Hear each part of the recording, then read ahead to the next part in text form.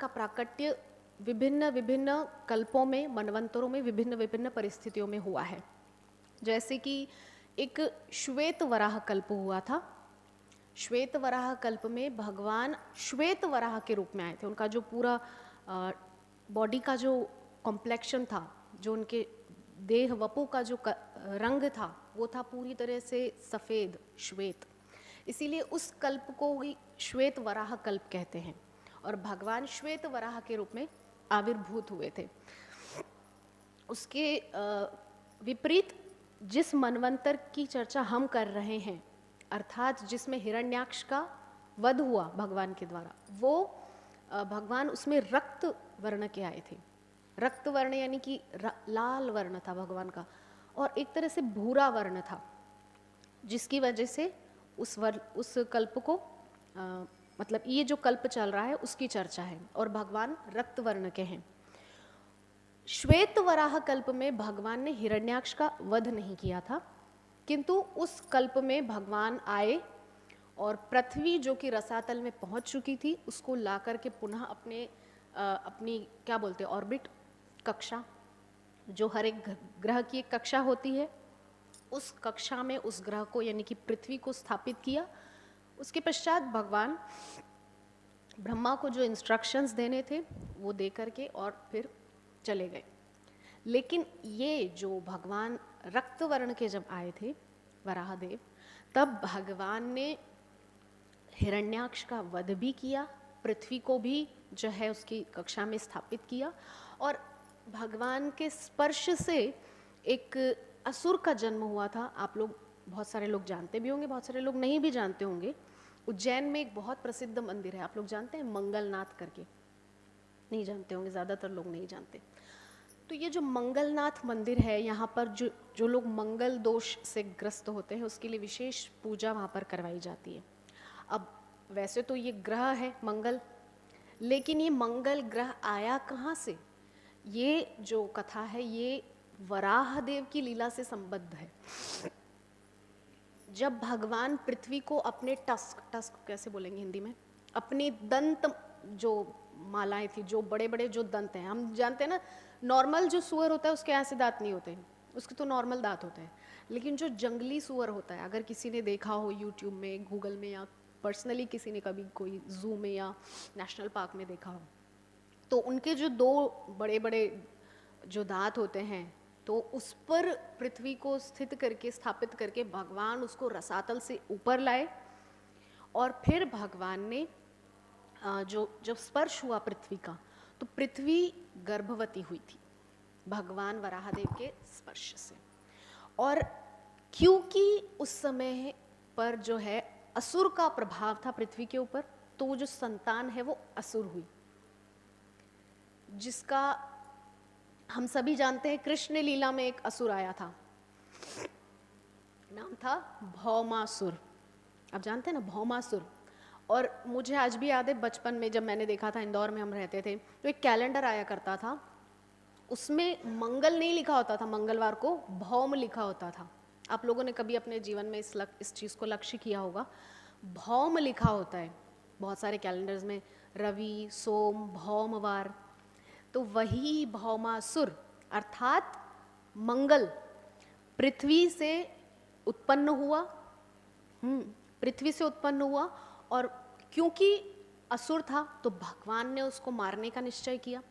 लेकिन पृथ्वी माता ने भगवान से प्रार्थना की और कहा, मेरा पुत्र है, इसको आप छोड़ दीजिए, आपका भी पुत्र है, क्योंकि आप ही के स्पर्श से ये उत्पन्न हुआ है। किंतु आसुरिक गुण है उसके अंदर, क्योंकि उस समय पूरी पृथ्वी पर असुरों का हिरण्याक्ष, हिरण्यकश्यपु दोनों ने मिलकर के पूरा तहस नहस कर रखा था पृथ्वी को। तो भगवान ने वचन दिया कि जब तक तुम स्वयं नहीं कहोगी, मैं तुम्हारे इस दुष्ट पुत्र को नहीं मारूंगा।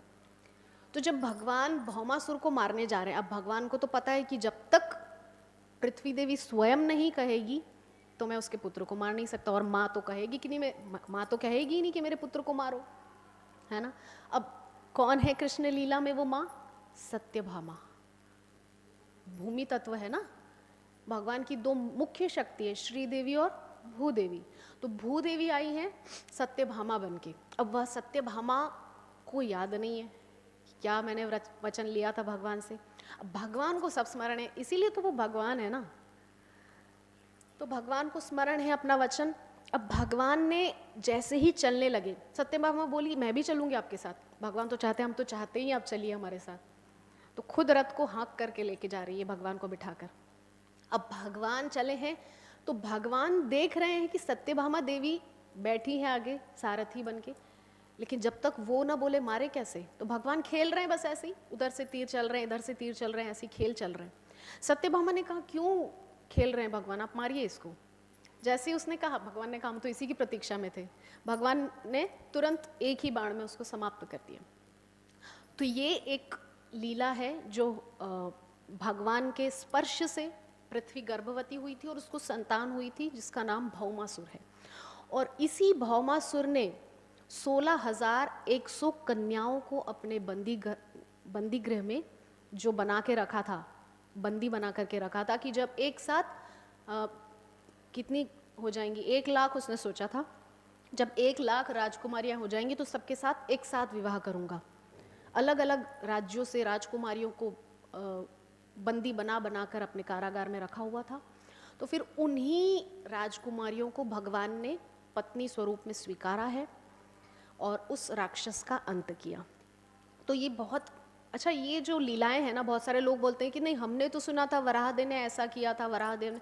अब देखिए हर कल्प में भगवान आते हैं, हर कल्प में लीला में थोड़ा थोड़ा सा जो वेरिएशन आ जाता है ना। किसी कल्प में भगवान श्री कृष्ण जब आए रहे होंगे तो 16,100 से ज़्यादा, 108 से ज़्यादा उनकी जो है पटरानियाँ थी, उनकी रानियाँ थी। ऐसा भी हो सकता है। अब बहुत सारे लोग बोलते हैं कि इंडोनेशिया में जो बाली है उसका रामलीला से कनेक्शन है। बिल्कुल है, क्योंकि भगवान श्री राम वहाँ पर भी कभी गए होंगे। जो बाली द्वीप है जहाँ पर बाली रहता था, ये सब चीज़ें ऐसा नहीं है कि भगवान सिर्फ भारत में सीमित होकर, भारत सिर्फ भगवान के लिए भारत ही थोड़ी, ये पूरी पृथ्वी भगवान की है। भगवान जहाँ चाहे वहाँ लीला विस्तार कर सकते हैं। तो इसीलिए भगवान ने विभिन्न कल्पों में विभिन्न लीलाओं को विस्तार करके और विभिन्न रूप से भक्तों को आनंद प्रदान किया है। रक्षो वधाई न केवलम विभो, भगवान सिर्फ इन राक्षसों का वध करने के लिए थोड़ी आते हैं। वहाँ बैठे बैठे भ्रिकुटी ऊपर करेंगे तो क्या कह रहे हैं बिंदु जी, जो बहुत महान कवि हुए हैं, बहुत महान संत हैं वृंदावन में।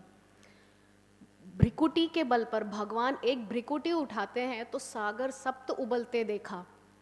भगवान एक भ्रिकुटी टेढ़ी कर लें तो सप्त सागर जो है ना वो उबलने लगता है भय के मारे। तो ऐसे भगवान क्या बैठे बैठे राक्षस को नहीं मार सकते अपने लोक से? उनकी भ्रिकुटी टेढ़ी हुई और सागर सप्त भय से कांपने लगे। भय भी जिनके सामने भयभीत रहता है, ऐसे भगवान को क्या स्वयं कष्ट करके यहाँ आना पड़ेगा उस राक्षस को मारने के लिए? नहीं, ये सब तो अपने लोक में बैठे बैठे कर सकते हैं आराम से। लेकिन यहाँ क्यों आते हैं? अपने भक्तों के साथ रेसिप्रोकेट करने। और मुख्य एक और कारण है धर्म संस्थापनार्थाय, क्योंकि धर्म स्थापित रहेगा तभी तो ना भगवान के विषय में लोग जानेंगे, सुनेंगे, समझेंगे और भगवान की प्राप्ति के लिए लालायित होंगे। धर्म ही नहीं होगा तो भगवान के विषय में कौन जानेगा? अब देखिए चाइना जो है एथेइस्ट कंट्री है पूरी तरह से। हालांकि भगवान की कृपा से, श्रील प्रभुपाद की कृपा से आज चाइना जैसे एथेइस्ट देश में, नास्तिक देश में भी बड़े ज़ोर शोर से प्रचार हो रहा है। कई सारे बड़े बड़े टेम्पल सेंटर खुले हैं। हाँ, हमारे महान महान जो वर्तमान के जो गुरुवृंद हैं वो बड़ा कठोर परिश्रम करके, श्रीमद जयपताका स्वामी गुरु महाराज, कविचंद्र महाराज, बड़े महान संत, ये सब जाकर के प्रचार करते हैं तभी तो ना। तो इसी कारण से चाइना जैसे एथेइस्ट कंट्री, नास्तिक देश में भी प्रचार हो